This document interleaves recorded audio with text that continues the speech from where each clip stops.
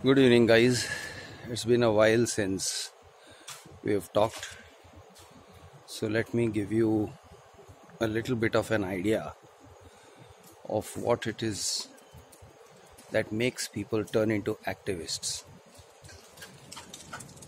There is a very common misconception when people use the word activist.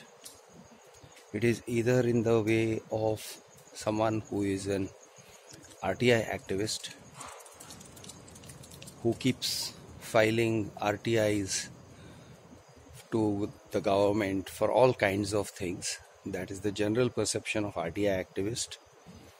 Uska koi dusra kaam nahi hai, so he just keeps filing RTIs. Another thought process is RTI activists are blackmailers, extortionists. So they are getting huge amounts of money, or they are trying to get huge amounts of money by basically filing RTIs and blackmailing builders, blackmailing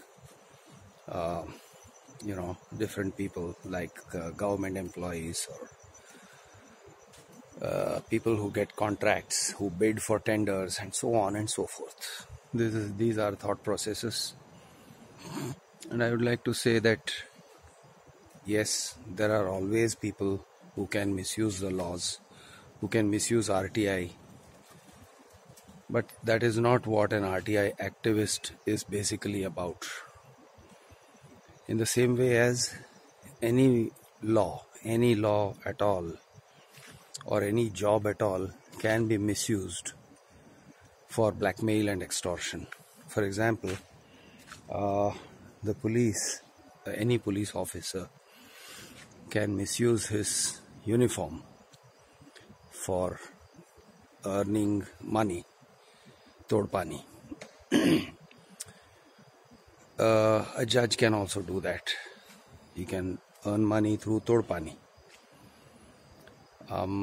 Lawyers can do that. They can earn money by palti marne ka. You work for one guy, or you take the case of one guy, and then you deliberately lose the case on behalf of the builder. उसको पलटी मारना कहते हैं.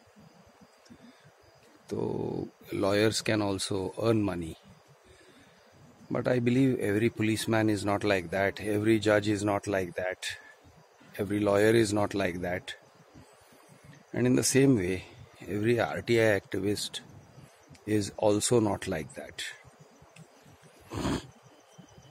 Let's talk about activists in general. So what is an activist? Why does an activist become an activist? What is activism? I'd like to simplify the whole thing first. Give you a general idea of what is the feeling of activism. In my own neighborhood where I live, I've observed a lot of people feeding dogs.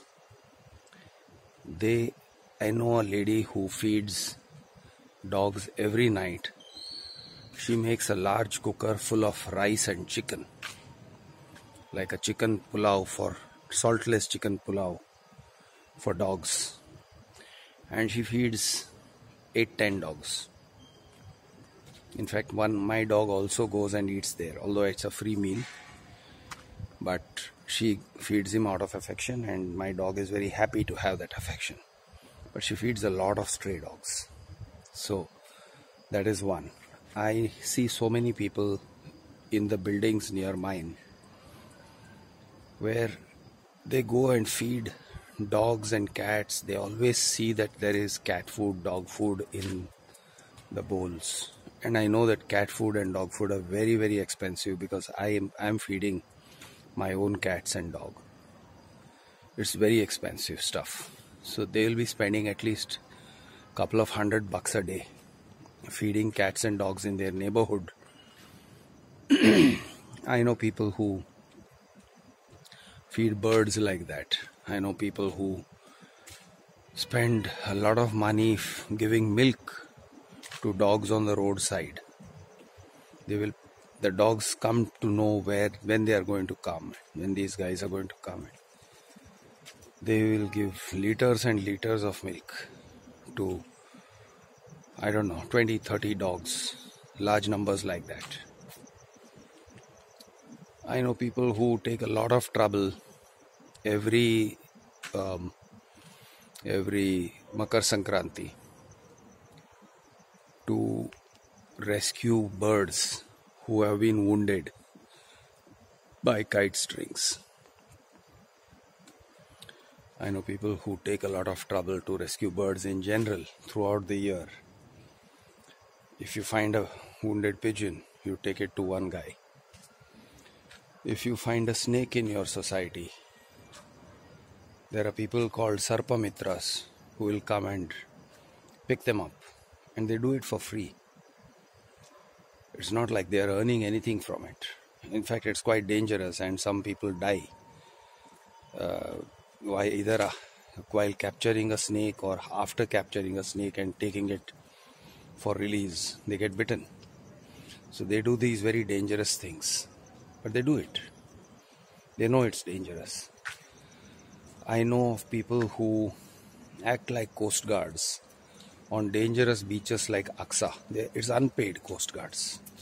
They don't want any payment for it. They do it for free. They hang out near the beaches in the holiday season and they jump into the water when they see someone. And I've read about people who have saved large numbers of people, like hundreds of or scores of people. So there are people like that. They spend a lot of time just waiting to rescue someone. All of this is activism. All of this. It's not just RTI activists. It's not just political activists.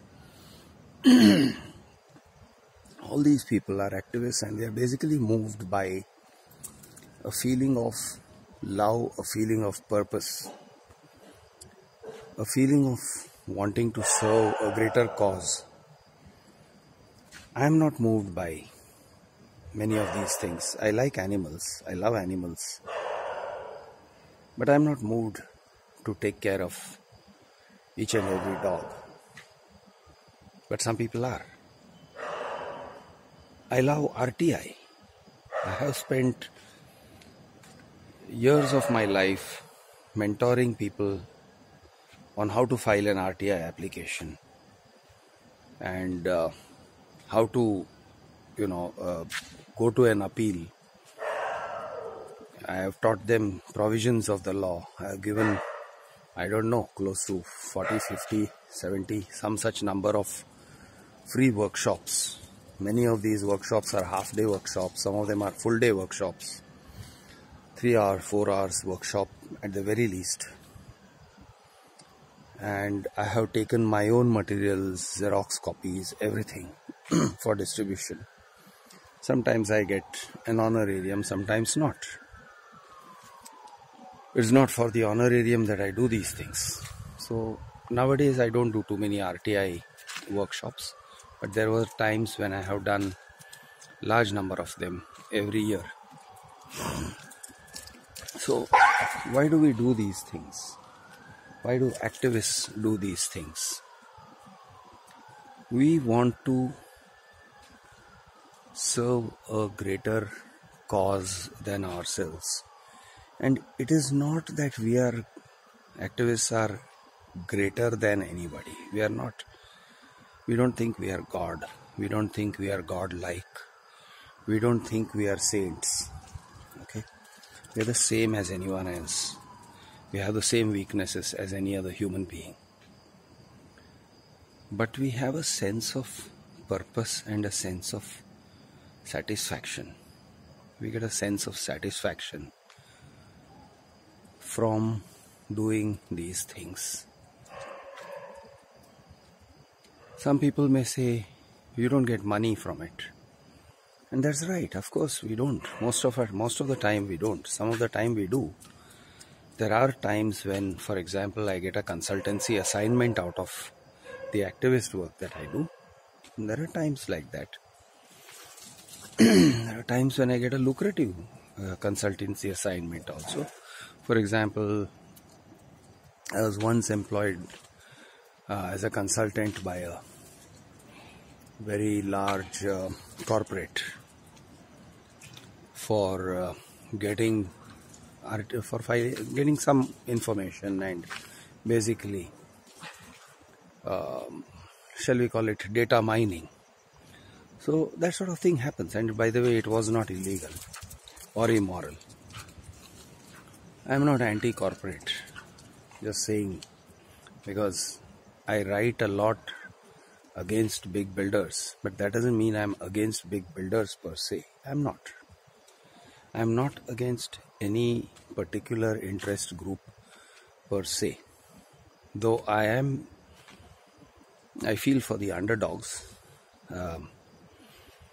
I feel for the common man who is helpless. But then again, there are common men who are also kaminas. So it's not that I consider every common man to be innocent, and I don't consider every builder to be an exploiter either, automatically. That is not how it is. Coming back, why do we do what we do? There is a sense of greater purpose. There is a sense of wanting to live life not guided only by money, as in not selling each and every hour of our lives for money. I think a lot of people experience this. They don't want to live by money alone. They don't want to live for their own family or for themselves. They want to serve a greater cause. And I think it's a very normal human impulse. Some people who don't get it just don't get it. They don't understand why we do these things. But I know that there are a lot of people out there, as I said, dog lover, cat lovers, who do these things selflessly.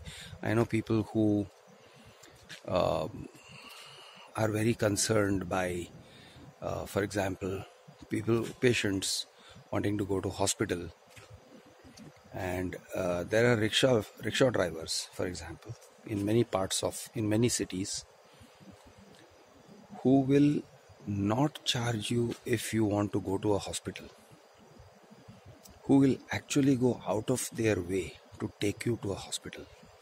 Or some people will not charge aged folks. They will just take them free of charge. So there are these kinds of people in all walks of life, rich or poor. Rickshaw drivers can't be earning a huge amount of money, but I know that some people do enormous amounts of this kind of charity work. And they live for that. They feel a sense of purpose. That is what activism is about. It is a sense of purpose.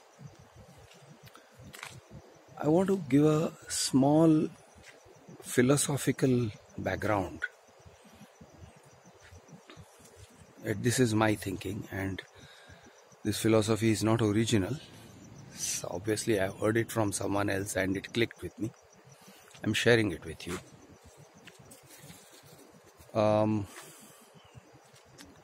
Wealth, personal wealth, is called Sympathy. Then there is another kind of wealth which belongs to all of us. It is common wealth. For example, the air we breathe, the space around us, the goodness of our city, the safety and security of our city, good justice system, good honest policing system, reliable policing system, law and order, machinery that works, government that works, state government, administration that works honestly, that works reliably, good telecommunication system, telephone systems that work properly, safe traffic, all these things. These are also a form of wealth. This form of wealth is called Sampada. So there is Sympathy. Sympathy is the money in my bank account, my house, my wealth, my car.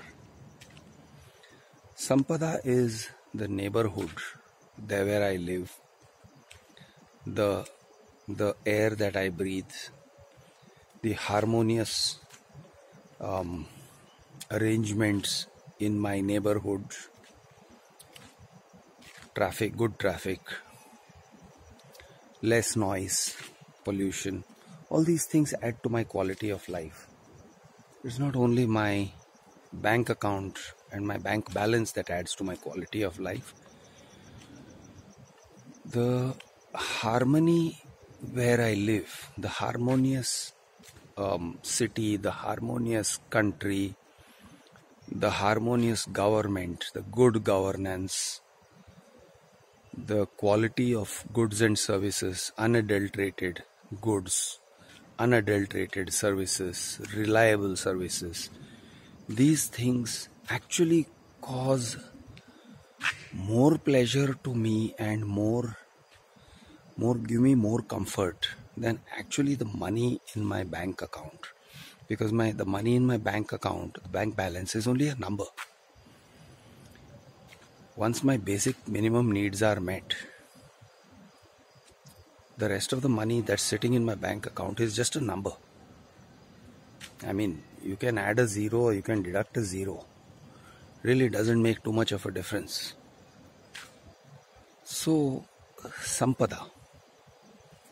I think activists are people with a very high sense of Sampada, of accumulating or safeguarding Sampada instead of Sympathy. And people who feel that activists are wasting their time, they should be spending all their time in earning money, that kind of people, they feel generally they are, I think, drawn to Sympathy more than Sampada. Nothing wrong with that. I think it's a phase of your life. Maybe in a different time you will realize that Sampada is very, very important to you. Till then you may feel Sympathy is very, very important. So I can understand that. Nothing wrong with loving Sympathy. But just keep in mind that there are these two kinds of wealth. And basically activists are just people who are safeguarding, who are protecting, and who are earning Sampada.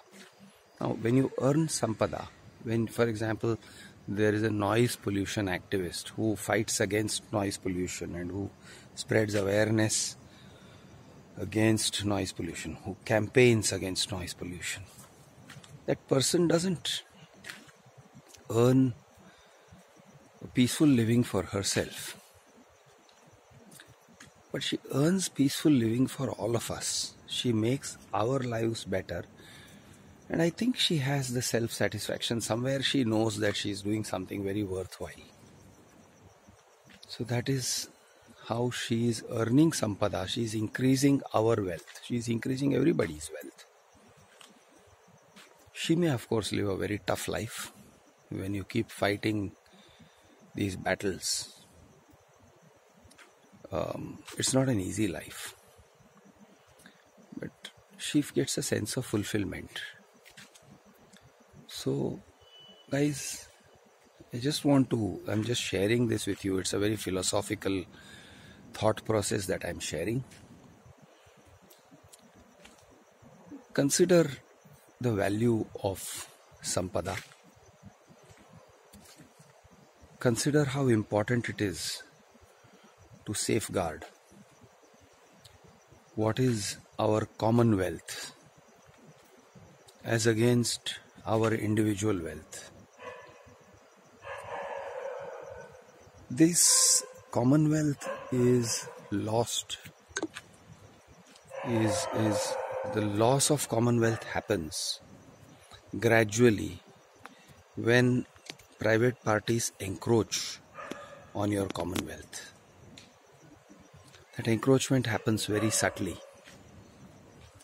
There's always a tendency of things getting those going after Sympathy, encroaching on Sampada. Here's how it happens. Let me give you an example.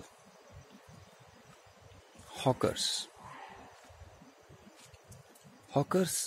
take your space, your street space, or the space in your neighborhood. They take it little by little. They don't do it deliberately. They are earning a living, but they are earning their family's living. So, and of course, they are also serving you in some way. So let us say that you have an area where there are no vegetable vendors. Now a hawker sees an opportunity and he sees a need, an area of need. And you have a hawking stall selling vegetables. That makes it a little bit easier for everyone else to get the vegetables. Now they don't have to go far to the market, they'll get it in their neighborhood. But then another hawker will come and sit next to this guy. Next to the vegetable vendor comes a fruit vendor. Next to the fruit vendor comes a plastic goods vendor. And then opposite the plastic goods vendor, on the other side of the road, you have a sandwich wala. And then you have a dosa wala. And then you have a guy with dabeli. And so on and so forth. And pretty soon, there is no space for people to walk. That road, which used to be a peaceful neighborhood, becomes a market, becomes a marketplace. It may be valuable, marketplaces are good, there is value in the marketplace, but look at what happened. You lost your Sampada, your space, and for little conveniences, slowly, gradually, you lost the beauty of your neighborhood. You lost the peace and harmony of your neighborhood. A few Chinese stalls come and suddenly there's a lot of smoke in the air. There's a noise of clattering vessels late into the night. Everything's gone. Your neighborhood is, well, the character of it has changed now. This is how Sympathy eats into Sampada. I'll explain some other time what it is about builders and home buyers and the Sympathy and Sampada of home buyers and all that. I'll explain that some other time, but right now let us stay with the general topic. So in this way, Sympathy eats into Sampada. You don't notice it happening. It doesn't announce itself when it happens. It happens gradually. But you notice it much later, after it has happened, that you have lost your Sampada. You have lost your commonwealth. Let me explain to you from the village point of view about Sympathy and Sampada, because in some ways it is easier. See, in villages, people have their own individual cattle, but they let their cattle out to graze. And the place where the cattle go and graze, that place is called the Gauchar land. In Maharashtra, they call it, I think, Gurcharan land. So, Gurcharan land, Gauchar land, pastures. They are in Europe, these spaces where grass grows, where the farms don't belong. They are not farms, they are pastures. They don't belong to any individual. They don't belong to anybody. In India, it is collector land or panchayat land. It's just owned generally by the commons. We all own it, but no individual own it. Now suppose one guy overexploits a pasture land. He has a huge number of cattle, and the cattle will graze on that land daily. He overgrazes that land. Then very soon you will have a time when there is no grass growing, because his cattle don't allow grass to grow. And then nobody can enjoy it. He can't enjoy the land, other people can't enjoy the land. Other people's cattle can't graze on that land. So he has made everybody poor. That is how the commons are lost. Let me give you another example. You have a good tourist spot. It's a beautiful place. Let's say there's a lake. It's a lovely place.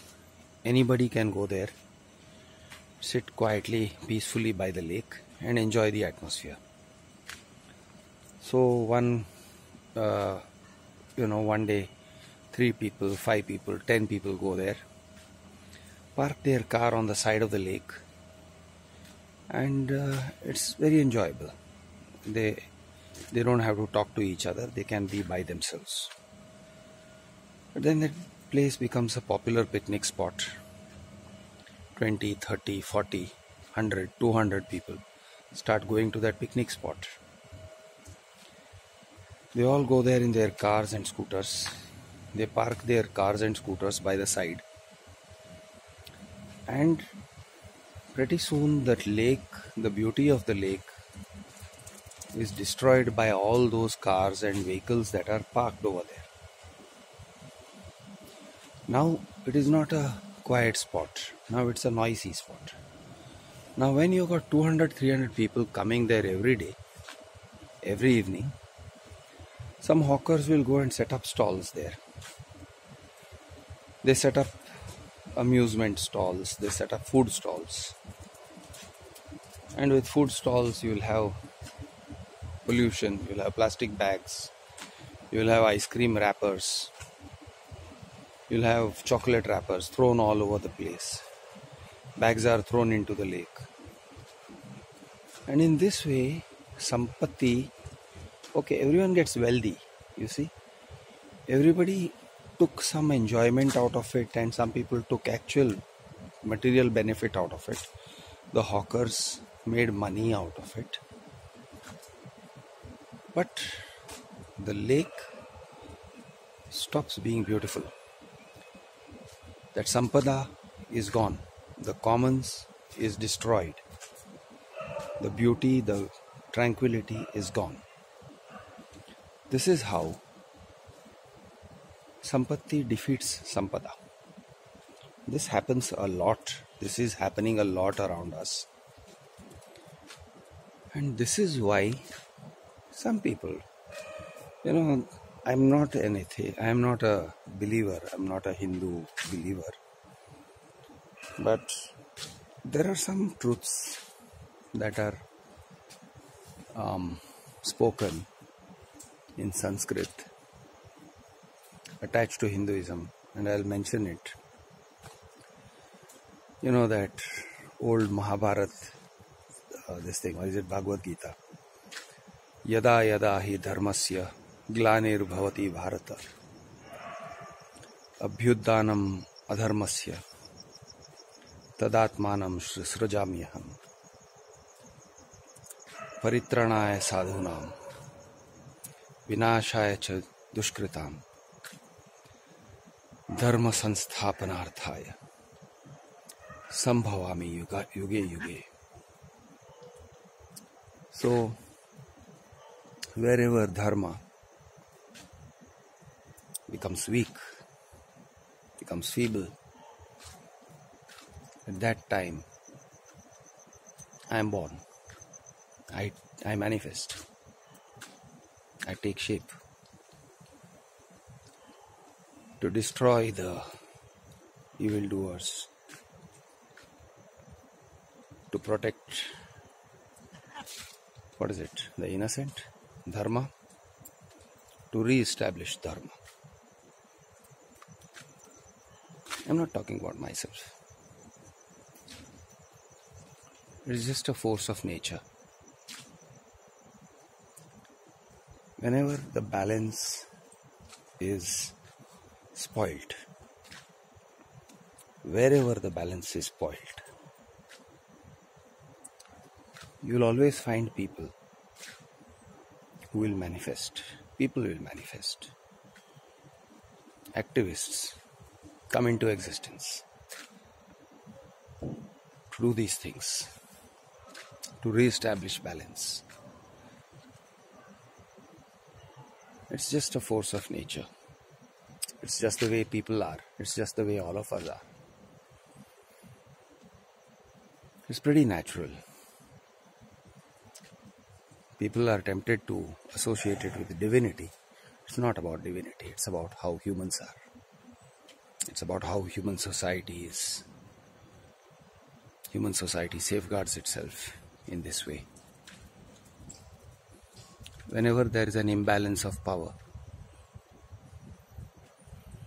someone somewhere, someone takes it into his head to rebalance the power. I've seen this in traffic jams. I don't know, you must have noticed this too. Sometimes I have been stuck in really bad traffic jams. And especially at crossroads, I notice this phenomenon.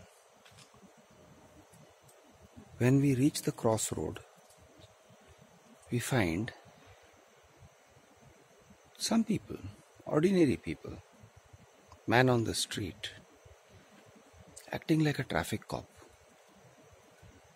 guiding the traffic authoritatively, exercising authority, and they clear the traffic. They stop the buses from one side, they move the vehicles from the other side, and everybody obeys them. And once the traffic order is restored, these guys just disappear. They just vanish. They just go away, and you wonder, hey, who was this guy? They don't even hang around for you to say thanks. That's India. That's the beauty of India. That's the beauty of Mumbai. You don't need cops. You don't need traffic policemen. If there is a need for traffic policemen, the common man turns into a traffic policeman. That's how it works. That's how it's always worked, and that's the beauty of India. There are a lot of people who say, I hate India. India is not like Singapore. India is a shitty country. I don't agree. I don't agree at all. I don't agree one bit. India is not a shitty country. India is a beautiful country. Indians are a beautiful people. We can be shitty. We can be terrible people. But we can be awesome. And I have seen this kind of awesomeness happen again and again and again. And I believe in the awesomeness. I know that we can do it every time. Whenever a need arises, we can manifest ourselves and change the reality, change the future. That's the beauty of India. We keep doing it again and again, and we will keep doing it. Good night.